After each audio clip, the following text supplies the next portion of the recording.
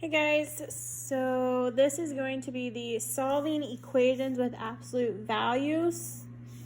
I'm going to do 3 problems here on the front, and then I think I'm going to turn around and do a couple on the back. So first of all, with absolute value equations, you have to split the absolute value into 2 different problems. So first you need to check, does it equal a negative sign? And you need to make sure that your absolute value is by itself. So in this case, what I mean is there's nothing on the outside of these absolute value symbols. So in this case, our absolute value symbol is by itself. So we can go ahead and break it into 2 problems. So the first one is going to be exactly like it is here. So a minus 4 equals 2. And the second problem, it's going to be a minus 4 equals negative 2. So we're going to make what it's equal to a negative. Now you just solve like you normally would. So we need to eliminate this 4. So to eliminate it, we need to add 4 to both sides. So we're going to get a equals 6 over here. And then on this side, same idea. Add 4 to both sides because we're trying to get a by itself. So we get a equals 2. So our 2 answers here are 6 or 2. Okay, now, looking at number 2. So number 2, first thing you want to check, is this by itself, meaning is the absolute value by itself? There's nothing on the outside. So in this case, yes, it is by itself. So we can go ahead and solve it. However, you don't necessarily need to break this one up into 2 different problems because it equals a 0. So you're going to get the same answer if you break it up or not. So in this case, we just need to do 1 problem, and it's going to be c plus 6 equals 0. So then we're going to subtract 6 from both sides, and we're going to get c equals negative 6, and that is going to be our only answer for that one. Now, if you do break it up into 2 problems, you can, but remember 0 is neither negative nor positive, so you can't really make it a negative. All right, looking down here to number 6. So first thing you want to check, is our absolute value symbol by itself, meaning there's nothing on the outside of the absolute value symbols. So in our case, yes, it is by itself, so we can go ahead and move on to solving it. But in this case, this equals a negative.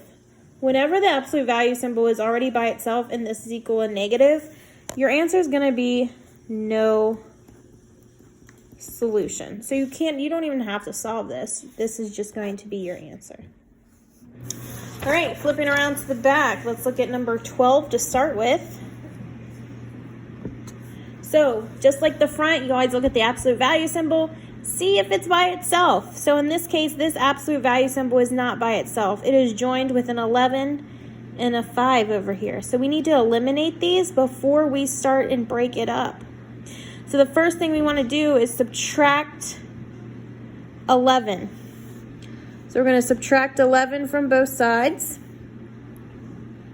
So we're going to get 5 times the absolute value of 3v plus 4 equals 6 minus 11, which is negative 5. Okay, still, we can't split it up yet. We still need to get rid of this 5. So this is going to be divided because this 5 is technically multiplying this whole thing.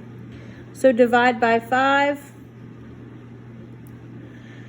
So we're going to get the absolute value of 3v plus 4 equals negative 1.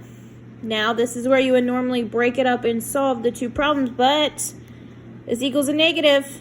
Can't have that. So this answer is going to be no solution.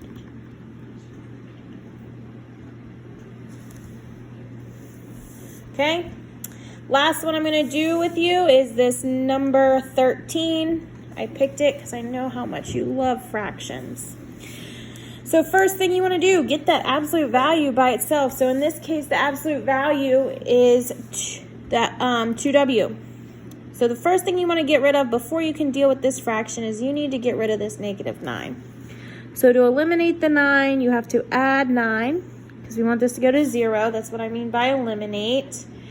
So negative 3 plus 9 is going to be positive 6, and that's going to equal 3 times the absolute value of 2w divided by 4.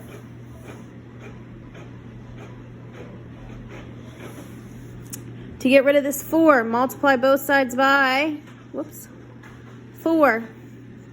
Whoops, what am I doing? So we're going to be left with 3 times the absolute value of 2w equals 6 times 4, which is 24. Last step you want to do is divide each side by 3. So we're going to get the absolute value of 2w equals 8. Sorry about this extra line, I screwed up. But anyway, so now can we split it into two problems? Yes, because this equals a positive. So I'm going to split it. I know I wrote past where we usually split it. So 2w equals positive 8 and 2w equals negative 8. Solving for w, just need to divide both sides by 2. So I get w equals 4. W equals negative 4. So our two answers are positive 4 and negative 4. Hope this helps.